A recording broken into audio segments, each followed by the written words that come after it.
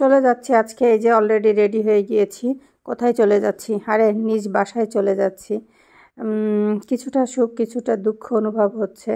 তো আসলে ব্যাপার হচ্ছে সবাইকে ছেড়ে যাওয়াটা সত্যি অনেক কষ্টের। তো রেডি টেডি হয়ে বের হয়ে গেলাম।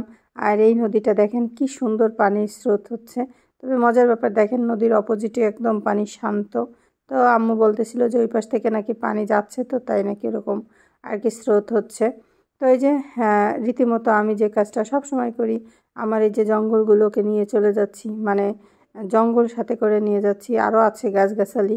তো ব্যাপারটা হচ্ছে কি জানেন, আমি যতবারই যেখানেই যাই না কেন, এই গাছগাছালি তো অবশ্যই আমার সাথে থাকবে, তাতে কোনো আসলে মানে মিস নেই। তো যাই হোক, আসলে অনেক দিন ছিলাম এখানে। খুব একটা ভালো সময় কেটেছে সবার সাথে। আর ছেড়ে যাওয়াটা একটু কষ্টকর ব্যাপারও হয়ে গেছে যে সবাইকে ছেড়ে চলে যাইতেছি। এটা একটু মন খারাপ লাগতেছে। তারপরে হচ্ছে আবার ভালো লাগতেছে যে অনেক দিন পরে বাসায় যাচ্ছি, সেটা একটা ভালো ব্যাপার। আসলে এক জায়গায় আসলে ভালো অভিজ্ঞতা খারাপ অভিজ্ঞতা দুটোই নিয়ে যেতে হয়, এটা সত্য কথা। জানি না আসলে সময়ের পরিপ্রেক্ষিতে আসলে সব কিছু পরিবর্তন হয়ে যায় হয়তো বা। তো আসলে আগে যেভাবে নানা বাড়ি মিস করতাম বা নানা বাড়ি আসলে আমার যেই ভালো লাগাটা কাজ করতো, সবার প্রতি যেই ভালোবাসাটা কাজ করতো, এখন কেন জানি আর ওরকম আসলে লাগে না।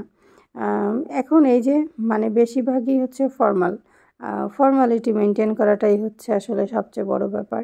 কারণ যেহেতু আমাদের একটা বড় একটা কি বলবো ক্ষতি, মুরব্বি চলে গেল আমাদেরকে ছেড়ে। তো তাকে না দেখলেও নয়, একটা সময় ছিল অনেক আদর করতো ভালোবাসতো। সবাই অবশ্যই তার জন্য একটু দোয়া করে দিবেন। তো সেই উপলক্ষেই আসলে আসা ছিল।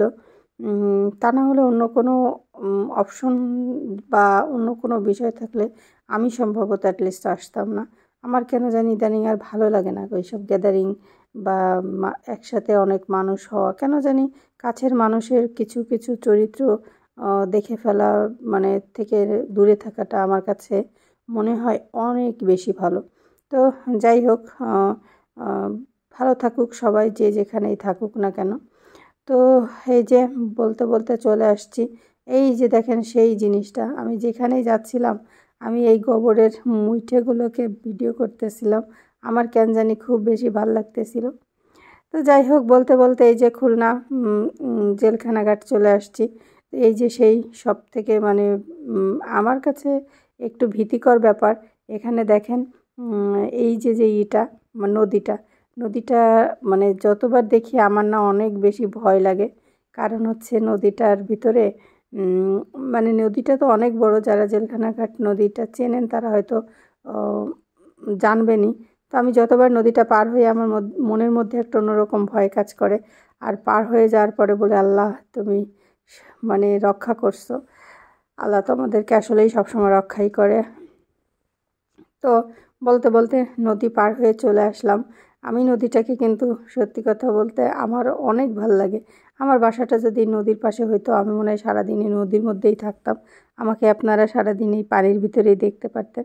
একটা জিনিস খেয়াল করেছেন, আকাশ আর পানি প্রায় দেখেন মনে হচ্ছে ওইদিকে গেলে আকাশে তাড়াতাড়ি চলে যাওয়া যাবে, তাই না? ব্যাপারটা কেমন না? মানে আকাশ আর পানির ইয়েটা কেমন যেন একই রকম লাগতেছিল আমার কাছে। আসলে সামনের থেকে ভিউটা এত বেশি সুন্দর ছিল, যেটা বলে বোঝানো যাবে না। তো যাই হোক, সবাই আস্তে আস্তে করে নেমে যাচ্ছিল আর আমি অপেক্ষা করতেছিলাম সবাই যখন নেমে চলে যাবে তারপরে হচ্ছে আমি মানে নামবো। তো যাই হোক, বলতে বলতে আমরা খেয়া পার হয়ে এবার হচ্ছে জিবাইকে চলে আসলাম। এটা কোন জায়গা বলেন তো? খুলনার মানুষ তো জানার কথা, এটা কোন জায়গা বলেন? তো আস্তে আস্তে যে জিনিসটা আমি দেখতেছিলাম সেটা কি জানেন, আমি একটা জিনিস দেখলাম যে হচ্ছে স্বাধীনতা দিবস উপলক্ষে পুরা শহরটাকে সাজিয়েছে লাল নীল পতাকা দিয়ে। পতাকাটা পতাকা দিয়ে সাজাইছে। তো গাড়ি আসলে ইজি বাইক যেহেতু অনেক স্পিডে চলতেছে, আপনারা মনে হয় দেখতে পাচ্ছেন না। এটা হইলো মানে কি করি, আমি বুঝতেছিলাম না যে কিভাবে আসলে ভিডিওটা করব, কারণ ইজি বাইকওয়ালা অনেক দ্রুত চালাইতেছিল, অনেক দ্রুত, যেটা আসলে বলে বোঝাইতে পারবো না। মাঝে মাঝে কিছু আসলে মানুষ থাকে যারা মানে মানে এইটা কোন জায়গা, এটা কোন জায়গা একটু বলবেন সবাই। হ্যাঁ, দেখি এখানে কে কে কমেন্ট করে বললেন তো যে এই জায়গাটা কোন জায়গা, কে কে এখানে চিনতে পারছেন। তো এই জায়গাটা আসলেও আমার খুব ভালো লাগে, কারণ ওইখানে একটা ছোট্ট পালকি আছে। তো যাই হোক, এই যে চলে আসলাম, এই যে না নানু বাড়ি থেকে না, এগুলো খালা বাড়ি থেকে দিয়েছে আমাদেরকে মাছ। এই মাছগুলোকে দিয়েছে। আর আরও আগের দিন দেখাচ্ছিলাম যে কতগুলো মাছ এখানে আছে, যখন কাটাকাটি করতেছিল তখন। এই যে মাছ দিয়েছে, শাক দিয়েছে।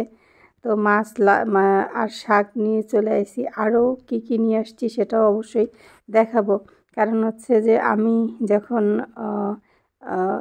মানে বাড়ির থেকে আমি একা খাই নাই, যেহেতু আমার আব্বু ছিল, আমি আমার আব্বুর জন্য কী কী নিয়ে আসলাম সেটা একটু দেখাই। আমার খালু পাখির মাংস, পাখি আনছিল, সেই পাখির মাংস রান্না করা, সেটা নিয়ে আসছি। বাসায় এসে আলু ভর্তা, আর এই যে দই আনতে আনতে একদম অবস্থা খারাপ। এটা হলো পাখির মাংস ছিল, আর এটা হচ্ছে আলু ভর্তা। বাসায় এসে আব্বু ভাত রান্না করে রেখেছিল, আলু ভর্তা দিয়ে রেখেছিল, তো আমরা সেটা খাইলাম।